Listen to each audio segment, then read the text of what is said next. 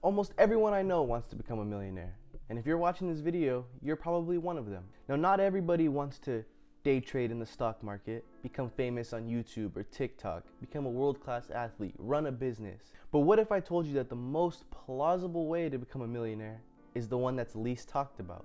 What's up, everybody? It's David here with Money Buff. If you guys could all do me a favor, leave me a like, leave a comment below, subscribe if you already haven't. That would mean a lot. With that being said, let's go ahead and jump right into becoming a millionaire. Today's topic is the simplest way to retire a millionaire. So you've heard of people putting money in the stock market, putting it into their savings, starting businesses, but none of that sounds appealing to you. You want to set it, forget it, and watch your money compound. With that said, let's talk about the importance of compound interest. If you were to invest $5,000 a year from the time that you were 18 years old until you were 60 years old with an average return of 8%, you would see $1.5 million and you only invested $210,000. This is the magic of compound interest. If you would have waited 2 years and started investing at 20 years old rather than 18 years old, you only would have invested $10,000 less, but your total outcome would have been over $200,000 less. This is why it's important to start as soon as possible. The perfect place to let compound interest do its thing is in a Roth IRA. A Roth IRA is a private retirement account that allows you to put your money in and watch it grow through the power of compound interest. Allowing up to $6,000 a year, whether you do it monthly or in a lump sum, the same results will occur. We see too many people keeping their money in a savings account, earning 1% interest and then being taxed by the government on that 1%. So let's use that same $5,000 a year for 40 years in a savings account earning 1%. You've saved $200,000 and have only made $46,000.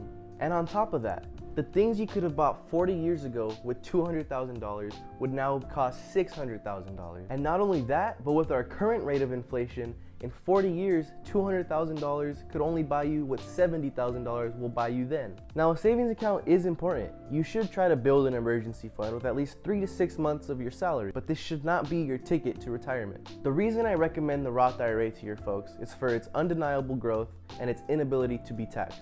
The money you have invested into a Roth IRA has already been taxed when you received it as income, and it can't be taxed again later, like you can with stocks, 401k, or anything else you invest your money in. The Roth IRA also has no limit to the age that you can contribute at. So if you're a busybody and happy to work until your 70s and 80s, you can continue to contribute and watch your money compound. You are also not required to make any minimum withdrawals like you are with the 401k or with the traditional IRA. A Roth IRA seems to be one of the best and easiest private retirement accounts that you can have. Now, there are a few stipulations to this type of retirement account.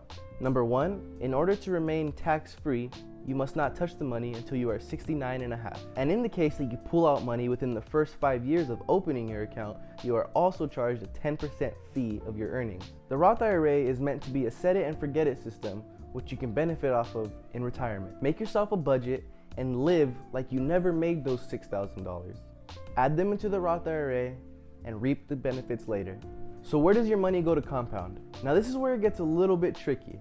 With a system like Vanguard, you can take control of your money all the way down to the single stock, or you can set up a percentage allocator and let the program take over. As a young investor, it's recommended to put 80% of your money into stocks and 20% into bonds. The reason for this is that stocks are much more volatile. They can move up and move down at a very rapid pace. At a young age, you can afford to take a little bit more of that gamble. The 20% in bonds is more of a steady pace movement and is meant to keep you afloat in case one of your stocks isn't doing so well. Now, it should be obvious to us that putting all of our money into individual stocks is the riskiest way to invest, and I do not recommend doing this. Although a portion of your portfolio should be within the stock market, only about 10 to 15% of our total assets should be in the stock. Now, you could put all of your money into Tesla or GameStop or Dogecoin, which may not be the best bet, but hey, Dogecoin to the moon.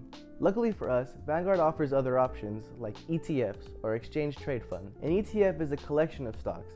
A well-known ETF would be the S&P 500. This ETF contains the top 500 companies in the world, like 3M, Apple, Google, and more.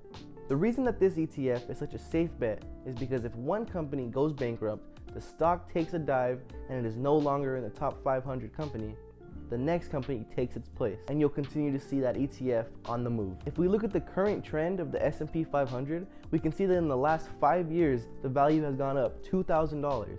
ETFs like the S&P 500 are what should account for the 80% of your stocks, and the other 20% should be bond ETFs, which you can imagine are very similar but in bond form. The reason being is they are less volatile, which you'll see less return, but also less chance of a loss. The reason we keep bonds so low at a young age is that we can afford to take more of that risk. Let's recap. Number 1, compound interest will be your best friend.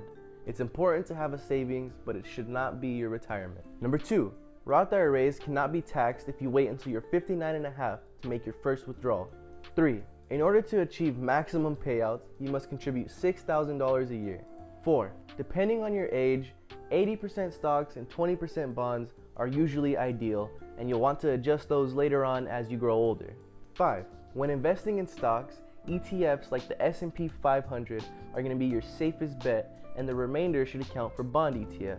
6, to piggyback off of 5, try not to put all of your money into single stocks. And finally, number 7, don't forget to hit that like button, comment below, and subscribe. I hope I was able to educate you guys on a safe and fruitful retirement. Remember, if you have any questions at all, leave them in the comment section below and I'll be answering them as quick as I can.